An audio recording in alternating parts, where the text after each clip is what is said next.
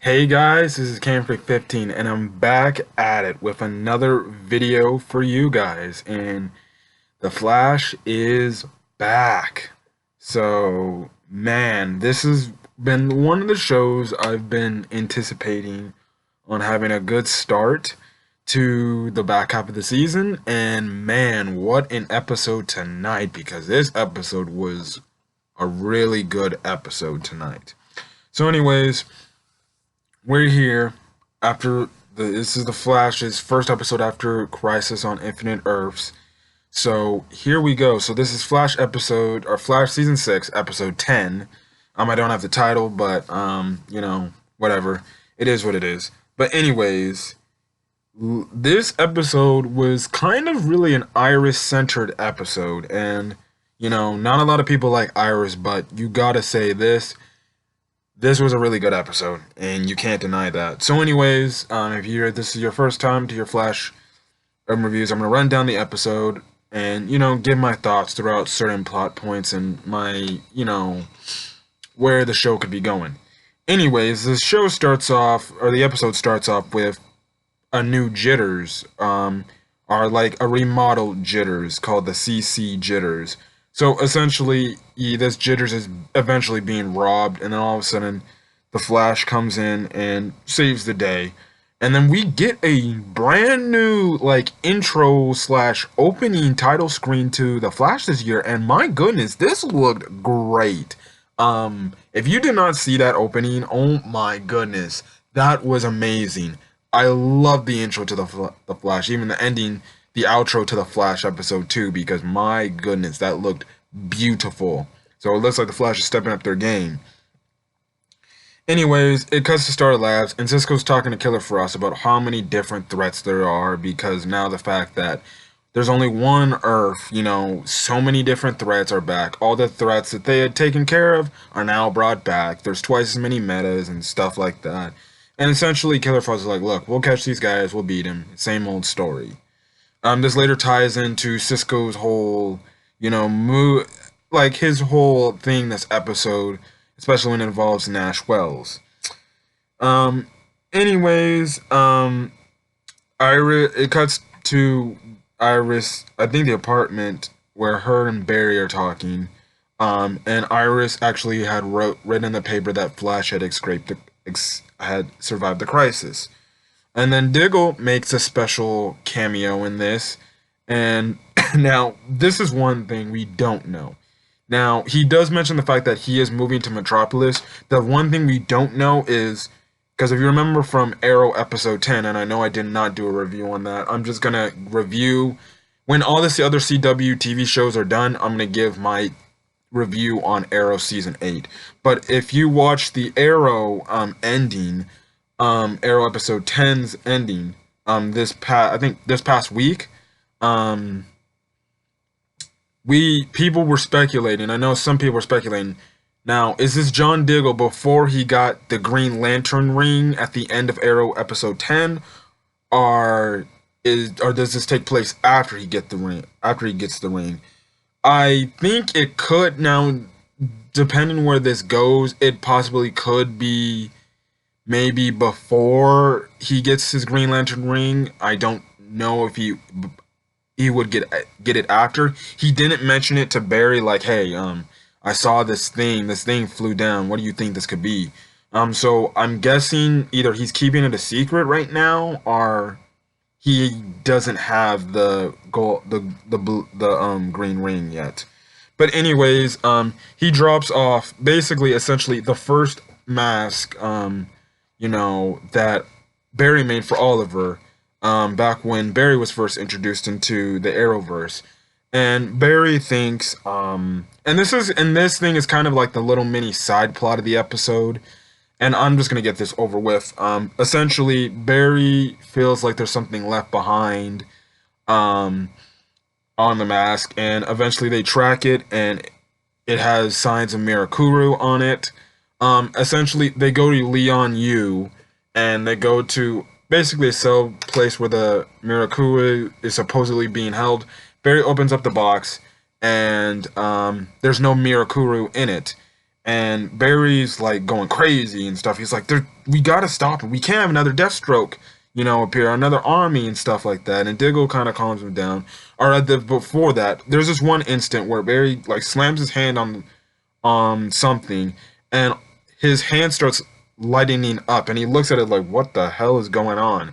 So could that be one of the newer powers from the crossover that Oliver was talking about? Because if you remember from the crossover, Oliver said he's awakened all of Barry's Speed Force powers, essentially. So is this one of the things Oliver unlocked before he died? If so, that's insane. So obviously that's a tease to whatever future, power upgrade Barry gets.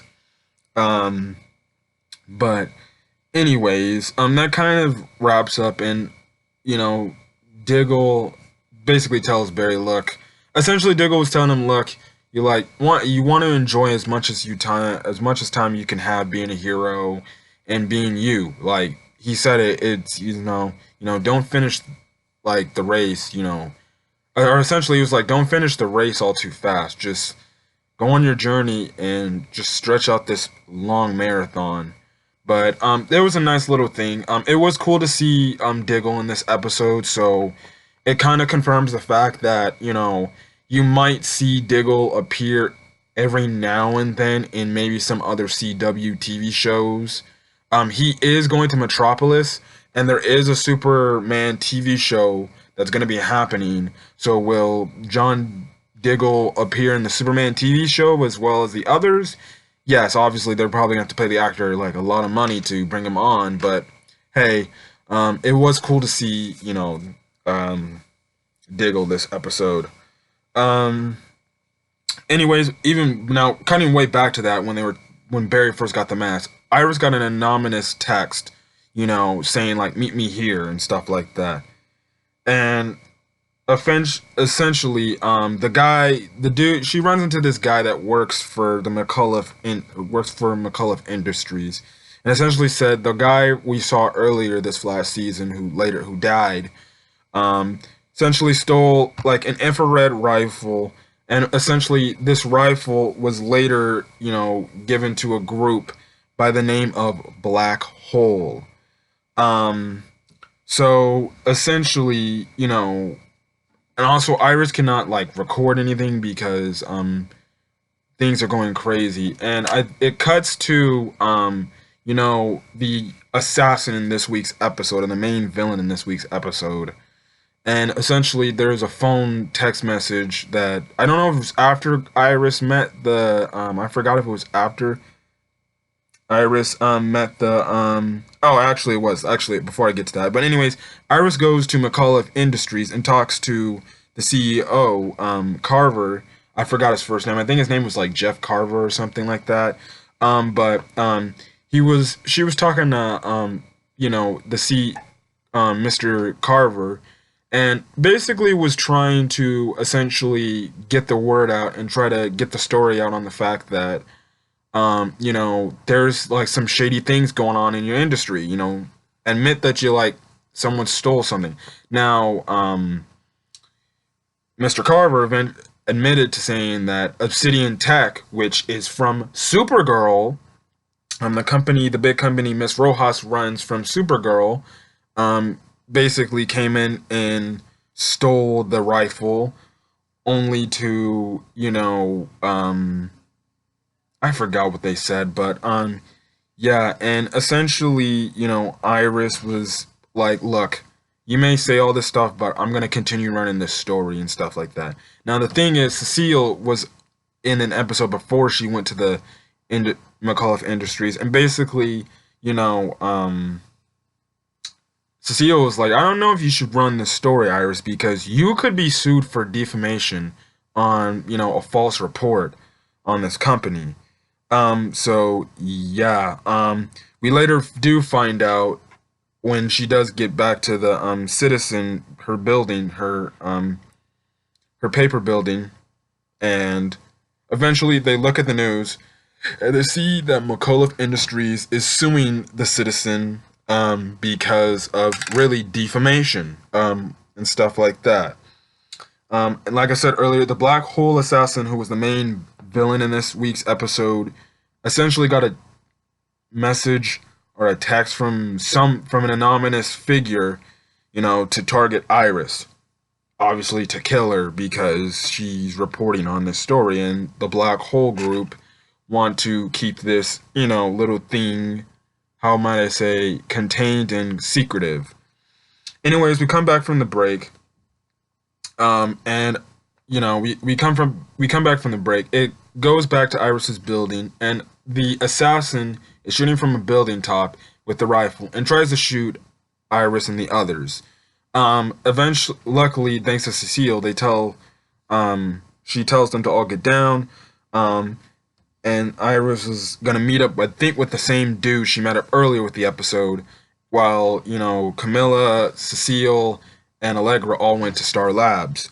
Um, Camilla, the assassin tried to fire again, but Camilla smartly got pictures of the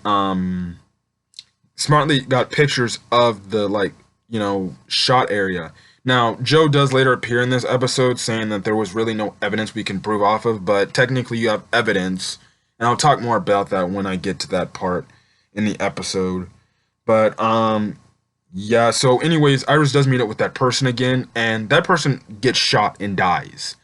So, Iris luckily gets out of there, and she gets in the car. She gets in the car, but and manages to knock off the assassin off her balance, which the assassin did a bad job at freaking shooting or anything at best. And essentially, she shoots the assassin shoots the inside of the car, breaks the glass. The glass, which has that purplish black aura thing on it, the shrapnel cuts or sticks to Iris's jacket. And we later do find out she got like third-degree burns off that thing. So, it was pretty interesting to see where that goes. Another little side plot along to the Barry Diggle thing. We do get a Cisco-centered side plot, especially with Nash. And, him and Nash were butting heads at it like at the start of the episode. Nash Wells was locked in some closet or where the, Flash's suit was at. And mostly, when we later get revealed through the argument that they have, is that Cisco essentially can't get over the fact and still blames Nash Wells for, everything that happened during Crisis. Like losing everybody, losing Jesse, Harry from Earth 2, all of the thousands of, multiple, Harrison Wells across the multiverse. They're all gone, and he blames him for it. Nash Wells later walks out, and Camilla's like, yo, are you okay? You good? You look like stressed out, essentially. And, Cisco tells her, look, I'm not just trying to have anything like bad be replicated again. Actually, I'm going to finish this up. Later, Cisco was looking at basically a brief a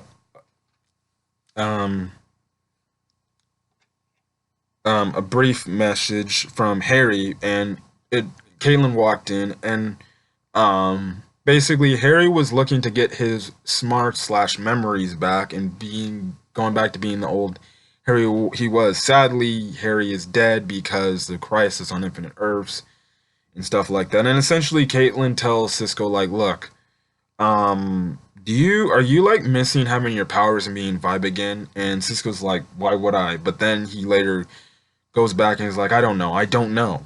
And Cisco's kind of having an inner conflict within himself. Essentially, Caitlin tells him, maybe you should like go away for some time and take some time to, relax and think about something. And eventually, by the end of the episode, him and Nash Wells kind of like have a little bit of a truce, kind of reconciliation. And essentially, Cisco is just walked off, and from what he said, he's going to go look for threats, but more than enough, I'm guaranteeing you Cisco's probably, just probably taking time off to rest and kind of recuperate from this crisis situation, because he looked pretty stressed out, and he looks like he could use the rest. Now, obviously, this won't mean Cisco's leaving. I don't know if he'll be leaving for a long time. We'll probably be off for maybe a few weeks. I would say 2 weeks at best, and then he'll probably come back. But right, he basically left Star Labs in the hands of Nash Wells, along with everybody else in there, like Caitlin and Barry. But he's like, look, you're more than inclined to run Star Labs till I get back, essentially. So yeah. So anyways, cutting back to the Iris thing, after she gets back from her little car chase, they do find out that the person it was some kind of, I think, Japanese, doctor. I forgot her name, and they called her Dr. Light in this episode, or well, Cisco gave her the name out, and then Iris later passed out because, due to not only exhaustion, but probably the third degree burns and stuff like that, and the trauma she was going through. So she later wakes up. Joe walks in and essentially asks her if there's like anything wrong and stuff like that. And she's like, no, I'm fine. I'm good. And Joe kind of gives her a nice little talk and stuff like that.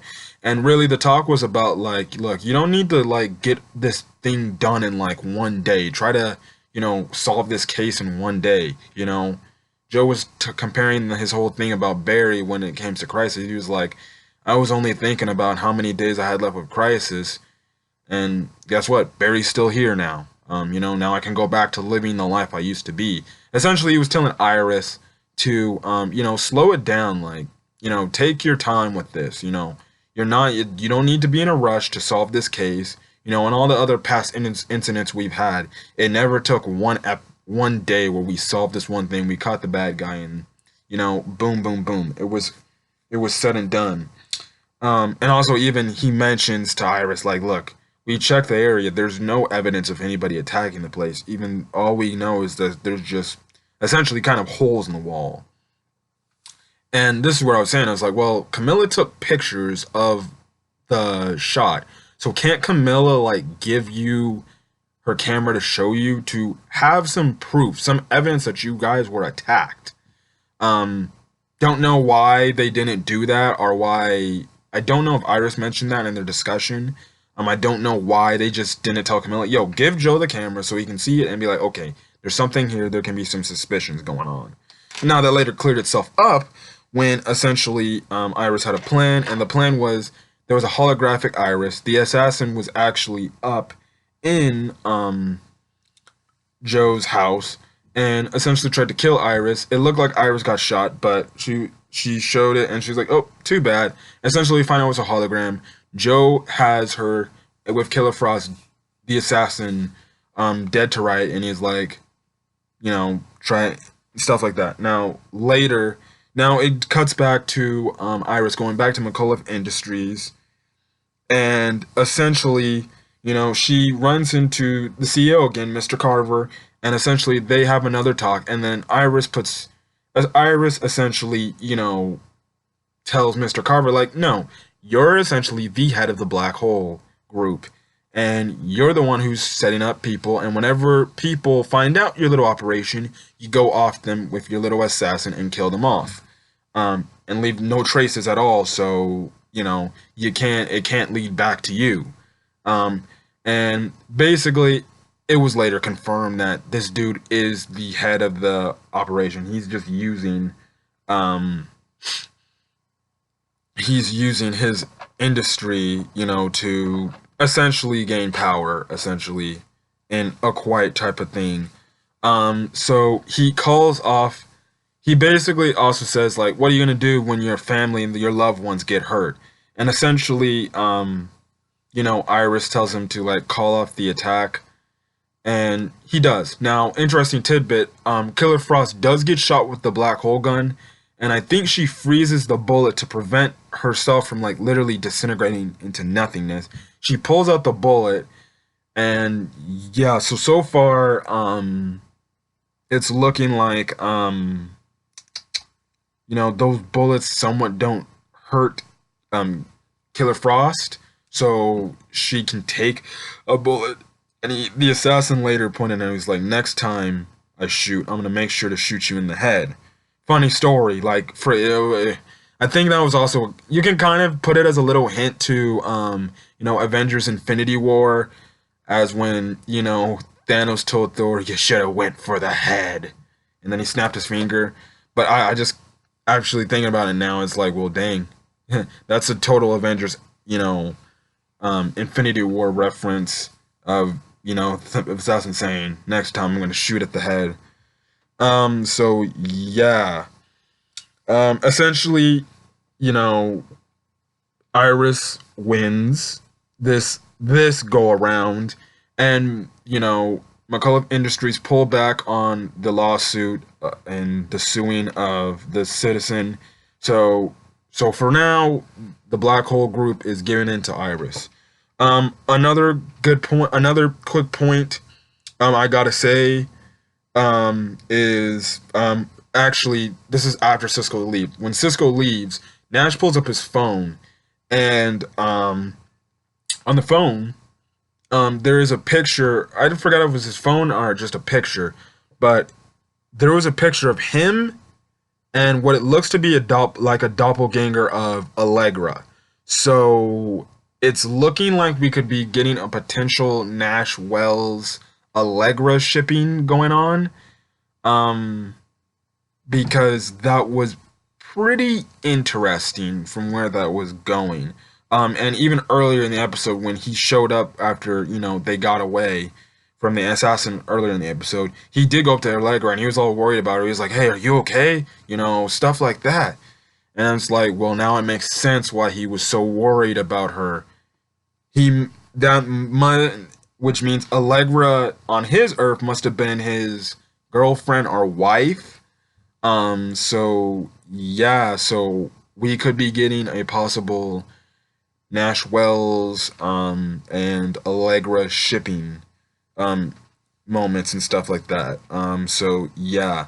Anyways, it cuts back. The episode ends up with a nice little discussion between Iris and Barry, and they have a little romantic kiss, whatever. And then the outro happens. Then we get a post-credit scene. And essentially, Iris is walking, and she thinks of something. She remembers before the dude died, and she types, I think it was AVA, no, AVE, and she basically puts that in the mirror, and it spells Eva. Now, Eva looks like the person that started out the McCullough Industries, and I think might be the wife of Mr. Maybe might be the wife of Mr. Carter, because Mr. Carter does mention his wife, and kind of like a term of a past tense type of thing, of the fact that maybe she died. Now, could she also be running the black hole thing with him? Who knows? So essentially, Iris goes to McCullough Industries super late at night, and she leaves Barry a note saying like, "Look, I found a lead on McCullough Industries. I'll be back. Love you. See you later." She goes into there. She goes into there due to the certain things that was given to her. She goes into this like secretive room with like all sorts of all sorts of things that have coverings over there, or covers over him.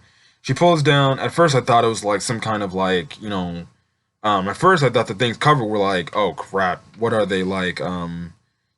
Dead people bodies, or like it's like a morgue or something in that, or like they're testing on something like that. I thought that's what I thought. But she pulls down. There's this camera. She logs into the computer, and I think she's waiting for it to load up or something like that.